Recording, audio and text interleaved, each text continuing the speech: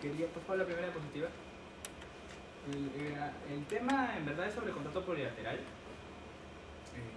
Ha habido hacer un error en la organización, creo que le mandaron mal el tema, que fue contrato unilateral, pero es contrato plurilateral.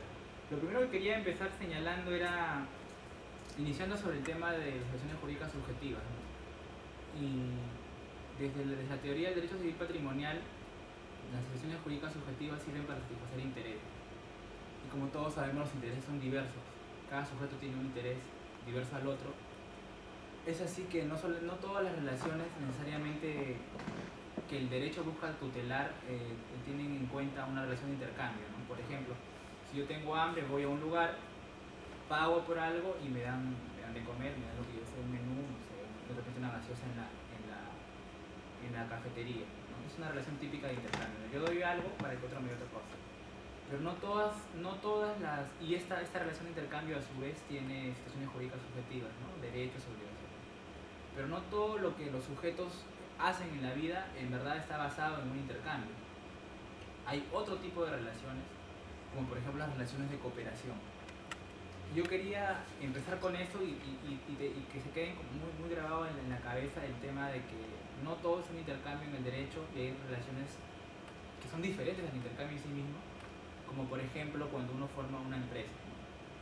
O el mismo hecho, aunque no necesariamente jurídico, como la asociación, ¿no? Son personas que no necesariamente intercambian cosas, pero sí necesitan unirse para poder realizar una actividad valiosa, ¿no? Lo segundo era entrar un poquito ya al tema del dato legislativo. El contrato plurilateral es un contrato que está reconocido indirectamente la siguiente diapositiva, por favor, en el Código Civil, porque se deriva del mismo concepto de contrato que tenemos, ¿no? El artículo 1351 señala de que el contrato es un acuerdo de dos o más partes para poder regular y modificar el sistema de relación jurídica patrimonial. Entonces, ya desde saque tenemos de que el contrato no necesariamente tiene dos partes. Por ejemplo, una compraventa tiene una parte vendedora y una parte compradora. En el arrendamiento igual, en casi todos los contratos que nosotros conocemos tienen dos partes, pero el Código Civil señala de manera expresa de que un contrato podría tener más de dos partes. Para entender la noción de parte, lo haré en un momento, pero también, por favor, la siguiente diapositiva, también el Código Civil en otros artículos habla sobre el contrato plurilateral de manera expresa. Por ejemplo, el artículo 1434, si ustedes pueden ver, dice incumplimiento, es el segundo artículo de abajo, incumplimiento de prestaciones plurilaterales autónomas. En los contratos plurilaterales con prestaciones autónomas, ya desde el nombre jurídico ya el Código Civil lo reconoce, ¿no? Y en el artículo anterior, que es el 223, que está en la parte de acto jurídico, habla sobre los contratos donde intervengan varios agentes, ¿no? En este caso se debería entender que varios agentes implican más de dos agentes, ¿no? Entonces, a nivel positivo, la posibilidad de que un contrato tenga más de dos partes es un tema cerrado. Resalto esto, ¿por qué? Porque no pasa necesariamente en otros ordenamientos, ¿no? ¿Y por qué tenemos estas normas? Como de repente algunos de ustedes ya saben, muchas de nuestras normas del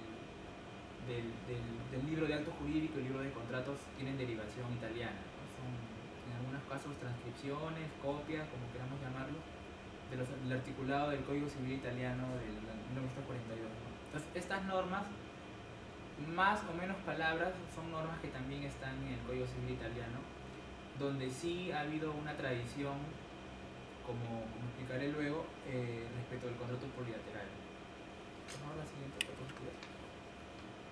Ahora, ya olvidándonos un poco del dato positivo, entrando más al tema dogmático, la expresión contrato plurilateral precisamente nace en Italia, ¿no?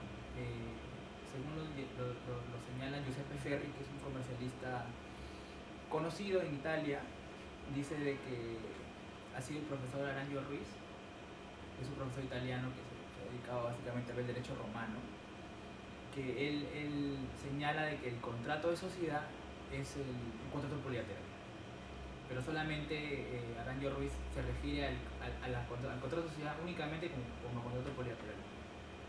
Sin embargo, bueno, la obra del profesor Aranjo Ruiz debe haberse escrito tal vez en los años 30, 20 del siglo pasado, pero es en Italia precisamente Ascarelli, que es un comercialista mucho más conocido, el que se encarga de, a través de una monografía sobre el contrato plurilateral, de desarrollar de una manera más orgánica lo que es el contrato plurilateral. Y no solamente, y ahí radica la importancia de referirlo al contrato de sociedad, que es el ejemplo paradigmático, ¿no? Sino también lo aplica a otros tipos de contratos, como por ejemplo la sesión de posición contractual, los acuerdos de accionistas, que le llaman el sindicato de accionistas, entre otros ejemplos, ¿no? Entonces la contribución del profesor Ascarelli es fundamental para la persona que quiera adentrarse en el tema del contrato plurilateral. Una cosa que es importante respecto de lo propugnado por Ascarelli es básicamente lo que yo les decía al comienzo, ¿no? Los intereses no necesariamente se satisfacen por un intercambio de uno contra el otro. No necesariamente yo doy para que tú des, yo hago para que tú des, o yo hago para que tú hagas. No necesariamente pasa eso.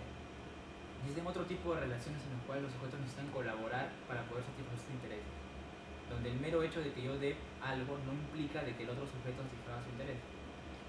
Y lo que hace Ascarelli es separar en dos los contratos en general. Dentro de las muchas clasificaciones que hay, él clasifica los contratos de permuta, o los contratos de intercambio, y los contratos plurilaterales.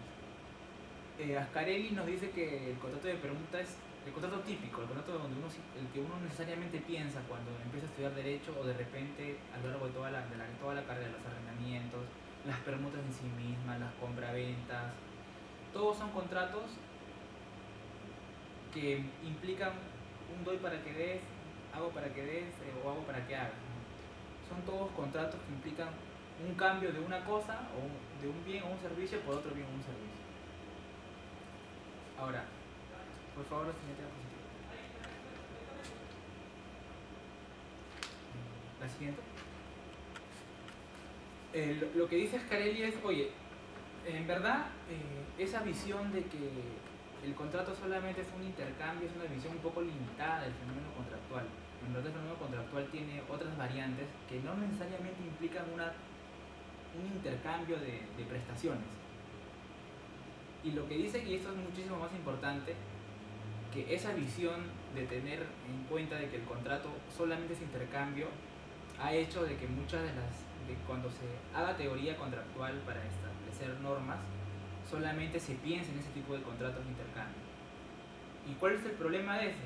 De que si yo tengo una variedad de modelos contractuales y solamente me fijo en uno, y respecto de ese uno extrapongo reglas generales, el problema va a ser que cuando esas reglas generales quiera aplicarlas a otro tipo de realidades contractuales, no se va a poder hacer. ¿Por qué? Porque las lógicas son diversas. Entonces, allí yo les he colocado una cita del profesor Ascarelli que precisamente nos dice eso, ¿no? Usualmente cuando pensamos en contratos de intercambio, pero no debería ser así. Usualmente cuando hacemos reglas sobre contratos de intercambio, pero no debería ser así. ¿Por qué? Porque existe otro tipo de fenómeno contractual que no responde necesariamente al intercambio y que tiene unas consecuencias particulares. ¿Ok? Para redondear un poquito la idea, ¿podemos volver antes? Tal vez a la cuarta diapositiva, por favor. Antes, ahí. Por ejemplo, ¿y por qué? ¿Por qué les digo esto de que las consecuencias pueden ser diferentes, ¿no? Por ejemplo, todos sabemos que en un contrato de intercambio común, si una de las prestaciones deviene imposible, el contrato deja de tener efectos. ¿Ok? Por ejemplo, el artículo 1434 habla sobre un caso de incumplimiento por imposibilidad sobrevenida, ¿no? Y dice, por ejemplo, en los contratos plurilaterales con prestaciones autónomas, la imposibilidad sobreveniente de cumplir la prestación de una de las partes no determina la resolución del contrato respecto de las otras. ¿Qué quiere decir? El ejemplo o el contrato clásico de intercambio, si una prestación deviene imposible, el contrato cae, porque se supone que no se puede cumplir en la función del contrato.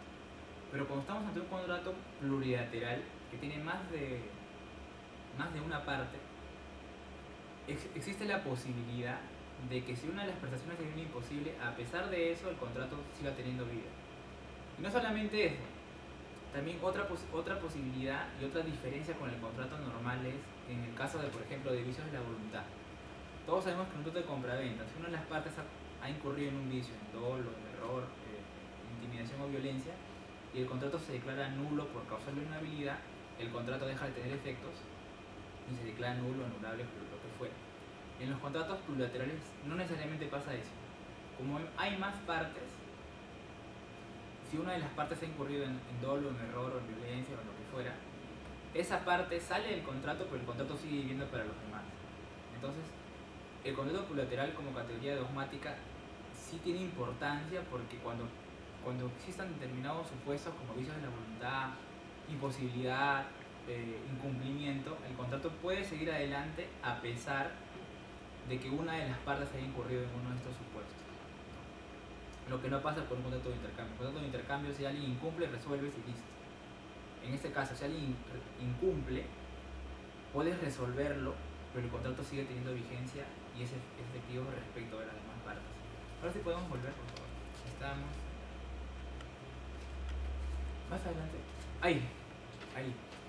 Bueno, para empezar a definir qué es el contrato plurilateral, yo quería basarme en una definición del profesor Bianca, que es el segundo párrafo de la diapositiva que ustedes tienen allí, ¿no? El profesor Bianca dice que el contrato plurilateral es el contrato constituido por más de dos partes en sentido sustancial. Ahora, ¿qué se entiende por parte en sentido sustancial? Parte en sí mismo es un centro de intereses. Por ejemplo, en una compraventa hay dos intereses marcados, un sujeto que quiere vender y un sujeto que quiere comprar. Ahora, es posible de que una parte tenga más de un sujeto. Por ejemplo, cuando hay un bien que está en copropiedad, hay varios propietarios, hay varios agentes, hay varios sujetos, pero todos ellos, si deciden vender, son una parte nada más, que son la parte vendedora. Entonces, parte deberíamos entenderlo no como los sujetos que intervienen en el acto, sino como el centro de interés. En un contrato de compraventa normal siempre hay dos partes, el que compra y el que vende. El que compra y el que vende, y podrían haber dentro de cada parte más de un sujeto, pero cada parte solamente conforma un centro de interés. ¿Podemos seguir, por favor? Bueno, ahí sigue señalando, ahí por favor, antes. Ahora, cuando se quiere evaluar el tema del contrato plurilateral para poder conceptualizarlo, lo primero que se nos viene a la mente es lo que yo les decía al comienzo, y que es de repente una visión instintiva del fenómeno, ¿no? Que es contrato plurilateral, el contrato que tiene más de dos partes, y la parte entendida en sentido sustancia. Ahora, ¿pero qué tan cierto puede ser esto? Entonces ahí tenemos dos opiniones de dos juristas también importantes. Uno es el profesor Ascarelli y el otro es el profesor Carresi, que veremos luego la diapositiva. Y lo que dice Ascarelli en la monografía que les comentaba sobre el contrato plurilateral es lo siguiente: el hecho de que un contrato plurilateral pueda tener más de dos partes implica, para ser contrato plurilateral no tiene que tener más de dos partes. Incluso el contrato plurilateral como concepto podría tener dos nada más, pero es potencialmente plurilateral porque podría ingresar más de dos partes, perdón. Por ejemplo, el clásico ejemplo, la sociedad. Como ustedes saben, la sociedad tiene que constituirse por dos personas, o por dos sujetos o por dos partes. Pero es posible que exista una tercera, una cuarta, una quinta, una sexta, una séptima. Un montón. Por ejemplo, las sociedades anónimas abiertas en teoría deberían haber más de 75 socios y cada socio es una parte. Esta posibilidad de que existan más de dos partes está vedada en los contratos de intercambio. En un contrato de compraventa solo hay una parte vendedora y una parte compradora, no hay más partes. Mientras con los contratos plurilaterales es posible que existan más de dos partes dentro del mismo contrato. La siguiente diapositiva, por favor. El profesor Carresi también complementa esta idea y lo que nos habla es de dos tipos de contratos plurilaterales. Un contrato llamado eventualmente plurilateral, como el contrato, lo que les comentaba hace un rato, la sociedad, puede ser con dos partes, pero eventualmente puede ser plurilateral. ¿Por qué? Porque tenga más de dos. Y contratos que son necesariamente plurilaterales. Un ejemplo del contrato necesariamente plurilateral es, por ejemplo, la cesión de posición contractual. Ustedes saben que hay un cedente, un cesionario y un cedido. la cesión de posición contractual no puede tener efectos o perfeccionarse si las tres partes no intervienen. Entonces, en este caso estamos en un contrato que tiene más de dos partes, cedente, cedido y cesionario, pero que para que tenga efectos necesariamente deberían intervenir las tres. Ese sería un caso de contratos necesariamente plurilaterales. Ahora, el hecho también de definir el contrato, es decir que un contrato pues, es plurilateral, pero a pesar de eso pueda tener dos partes, como que quita un poco de peso a la definición del contrato plurilateral como aquel que tiene más de dos partes. ¿Por qué? Porque existen contratos plurilaterales que pueden tener menos de tres partes, o sea, dos. Entonces, cuando la doctrina se da cuenta de eso, de que el concepto no va acorde con la realidad, lo que hace es mirar hacia otro lado y trata de encontrar el concepto de contrato plurilateral, ya no por el aspecto material, ya no por el número de partes, sino por otra circunstancia, que es por la circunstancia del aspecto que yo lo he llamado funcional, que es la que sigue, por favor. No. Ahora, esta división funcional también fue explicada en Italia. Ellos tienen un artículo que es el 1420 del Código Civil Italiano, que también habla de los contratos de más de dos partes, pero dice en los cuales las prestaciones de cada una estén dirigidas a la obtención de un fin común. Entonces, la discusión del concepto de plurilateralidad deja de tener incidencia en el aspecto material, o sea, en el aspecto de cuántas partes hay, y se muda al aspecto del fin común. Entonces, aparte del tema material de que pueda tener más de dos partes, lo que te dicen es, oye, el concepto no puede quedarse solamente en esta parte, tiene que mudarse. ¿Y se muda a dónde? Al aspecto funcional. Entonces dicen de que el contrato, aparte de tener más de dos partes, necesita tener un fin común. Y los desarrollos posteriores también hablan de eso, de que el contrato plurilateral es el contrato que tiene un fin común. ¿Puedes pasar, por favor? No. Pues eso es lo que ha estado casi en lo que en algún momento llegó a ser la voz oficial de lo que podría ser el contrato plurilateral. O sea, el contrato plurilateral es aquel que tiene un fin común. ¿Por qué? Porque se entendía de que un contrato de intercambio no tenía un fin común, sino que tenían fines opuestos. ¿Por qué? Porque el comprador quiere una cosa y el vendedor quiere otra cosa, ¿no? Entonces los fines bajo esta óptica eran contrapuestos y no había un fin común. En el contrato plurilateral, como por ejemplo en la sociedad, el fin era común. Todos los socios, ¿para qué se reúnen? Para ganar dinero, ¿no? Por ejemplo. Ya, ahora, esta visión del contrato plurilateral como un contrato con fin común también resultó insuficiente en su momento. Los más acérrimos contrincantes de esta posición, los que criticaron más, uno fue el gran jurista, ¿no? Carneluti, y el otro es un comercialista que es de Giuseppe Ferri también, que dicen, oye, pero todo contrato tiene un fin común, lo que es diferente son los intereses. Yo tengo un interés y tú tienes otro interés, pero el fin necesariamente es común. Los dos queremos comprar y vender a la vez, a pesar de que mi interés sea venderte más caro y tú comprarme más barato. O sea, los intereses en verdad son contrapuestos, pero el fin necesariamente es el mismo. Entonces, la doctrina también entendió eso y dijo, bueno, no es el aspecto material, no es el aspecto funcional, entonces ¿cuál es? No, puedes pasar así. Y donde la doctrina lo que encuentra es de que lo más importante es lo que yo les decía al comienzo, ¿no? De que no necesariamente los contratos sirven para intercambiar cosas, sino también para organizarse.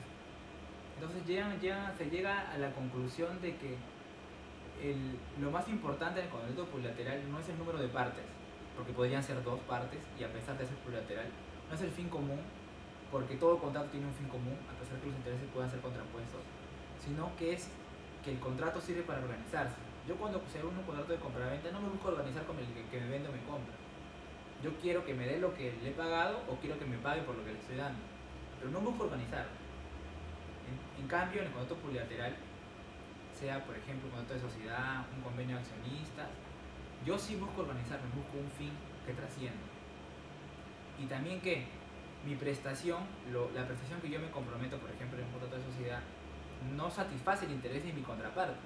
Si yo me junto con X persona para constituir una sociedad, si yo aporto 1000 soles y él aporta 1000 soles, eso no satisface mi interés, porque mi interés es otro, mi interés es realizar una actividad que me pueda a través de la cual pueda obtener utilidades. Entonces la doctrina termina arribando al que lo más importante dentro del contrato plurilateral no es el aspecto material, porque puede existir contratos plurilaterales con dos partes, no es el aspecto del fin común, porque el fin común es común a todos los contratos, sino es el aspecto organizacional, porque a través de él solamente uno puede satisfacer su interés. Yo me organizo para satisfacer mis intereses. ¿Podrías pasar a la siguiente, por favor?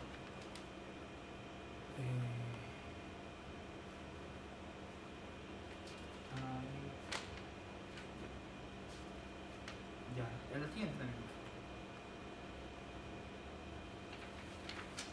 Ya, entonces, yo quiero, antes de terminar, porque solo quedan un punto con un par de puntos, yo quería dejar en claro dos cosas. La primera es que el contrato plurilateral como categoría jurídica generalmente es estudiado bajo la óptica del contrato de sociedad. O sea, usualmente los ejemplos y de repente la categoría se justifica solo por ese contrato. De repente, no estoy afirmando. ¿Por qué? Porque los contratos que se citan como ejemplos de contratos plurilaterales pueden no ser las sociedades, pero pueden ser los comunes de accionistas, pero siempre tienen ese tamiz de comercialidad del contrato, ¿no? Y lo segundo que les quería decir es de que si bien existe cierto consenso sobre qué es un contrato plurilateral, existen obviamente opiniones que discordan con esa opinión, o sea, que dicen que no, porque ese no es lo importante. Para algunos sigue siendo el fin común, para otros sigue siendo el número de partes. Entonces, dependiendo qué concepto yo maneje, voy a poder ingresar nuevos contratos al concepto que yo estoy manejando, ¿no? Entonces, yo creo que lo más importante es el aspecto organizacional, como les decía, ¿no? No todas las relaciones o no todos los intereses se satisfacen por intercambios. Hay intereses que se satisfacen recién organizándose, y justo en ese momento la organización en el contrato bilateral tiene mayor importancia. Lo siguiente, por favor. Bueno, acá en el medio hay un artículo muy bueno respecto del tema del profesor Gutiérrez Camacho, que habla sobre el contrato bilateral y sobre el contrato de sociedad. Y él hace más o menos un extracto de todo lo que yo les he ido comentando. Por ejemplo, el contrato plurilateral, a diferencia de los contratos de cambio o de permuta, permiten que ingresen nuevas partes. En una sociedad, si son 5 socios, pueden tener un sexto, pueden tener un séptimo. En un comité de accionistas, si son 3 accionistas, pueden entrar un cuarto, un quinto.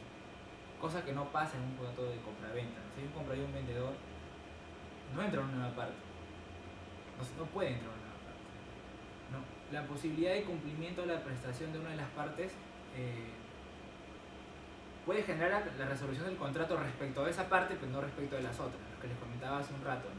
Si pasa algo, pasa solo respecto a esa parte, pero los demás se salvan, ¿no? Tampoco se implica la asociación de incumplimiento. Acuérdense que en los contratos de prestaciones correspectivas, si el otro no cumple, yo estoy legitimado a incumplir. En estos casos de esos contratos no pasa lo mismo. Si el otro incumple, teniendo en cuenta que mi fin último es la organización, yo no estoy legitimado a incumplir. La organización se erige sobre mis propios intereses, y yo debería, a pesar de eso, cumplir para que el contrato o la organización siga adelante, ¿no? Otra cosa es que, bueno, y es lo último de ahí, es una característica ya propia, ni siquiera del contrato de sociedad en sí mismo, sino del contrato de sociedad en su vertiente de la sociedad anónima, ¿no?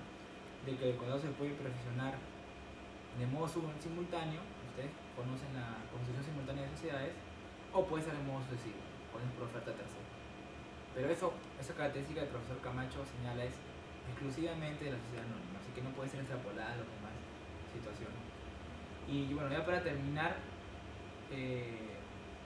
son contratos abiertos, pueden entrar nuevas partes. Incluso si ustedes revisan el Código Civil, hay un artículo que es el artículo 1391 del Código Civil, que dice lo siguiente, ¿no? Dice: cuando se permita la edición por terceros a un contrato ya celebrado y no se determine la manera de dirigirse, el interesado puede dirigirse al órgano constituido para la ejecución del contrato o a falta de ellos a todos los contratantes originales. Eso quiere decir de que existe en el Código Civil también una posibilidad de que a un contrato puedan adherirse unas partes. Y ese contrato, en principio, para hacer contrato tendría que tener dos partes. Los que se le adhieran tendrían que ser una tercera, una cuarta o una quinta parte. Nuevamente, legislativamente, la categoría está legitimada. Algo que yo les comentaba también, que son contratos de organización que generan estructuras administrativas, son contratos de larga duración. Los intereses no se satisfacen simplemente yo voy a la tienda, compro una gaseosa, me tomo el agua y se acabó. Esos contratos tienen una vida que implica de que dentro de la vida del contrato, entre comillas, los intereses se van a ir satisfaciendo. No son contratos de presiones recíprocas, van a ¿cómo se llama? A realizar un objeto común. Y nuevamente lo que les decía al comienzo, ¿no?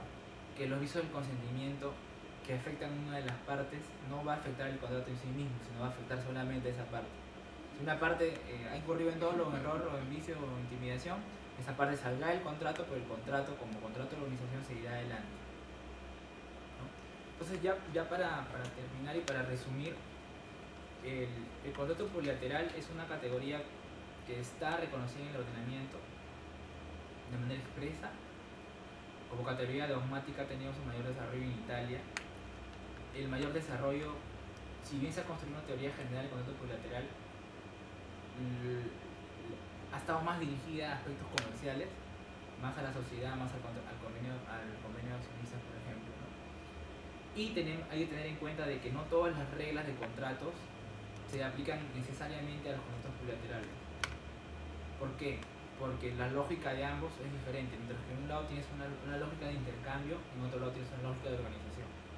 Y esto es importante, ¿por qué? Porque si bien existen normas expresas que pretenden satisfacer los intereses concretos, que pretenden resolver los conflictos de intereses que se puedan dar, en el caso de no existir normas expresas, la misma lógica del contrato como tal, como contrato de organización, debería hacer de que las consecuencias,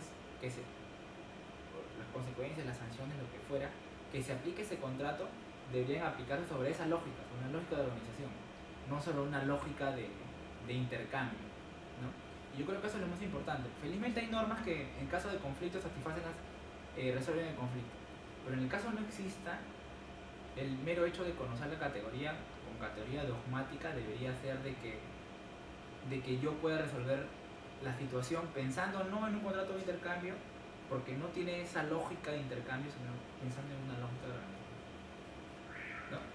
Nuevamente, gracias a los organizadores, especialmente a la Asociación Pro Iure, que es una organización muy dinámica en temas jurídicos. Yo los felicito desde ahora y gracias a ustedes por estar a esas alturas de la noche. Muchas gracias.